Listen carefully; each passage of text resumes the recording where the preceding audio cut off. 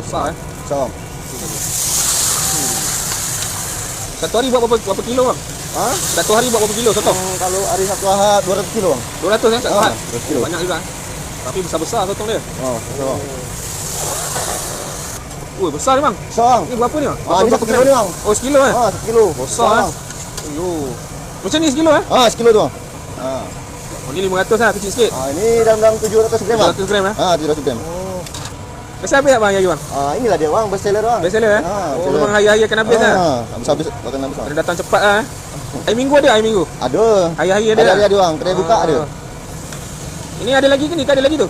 Ada. Ada lagi? Banyak banyak lagi lah. Yalah, satu hari pun 200 kilo kan? Ini baru 1 kilo. Banyak lagi lah ada.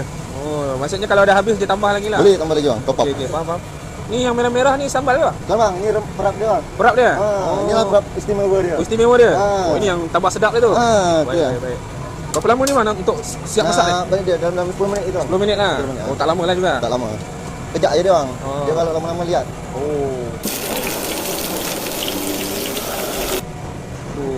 Kenapa dia potong bang? Biar rempah dia masuk ke dalam bang. Senang cepat masak lah? Dia cepat masak. Ni apa bang? Sambal dia. Sambal dia. Yang biasa tengok merah-merah tu inilah dia? Ini dia. Ini pun istimewa juga ni? Ini istimewa bang, mesti. Dia kalau tak ada ni tak jadi lah? Tak jadi bang. Baik. Semua lah ni semua ni bang.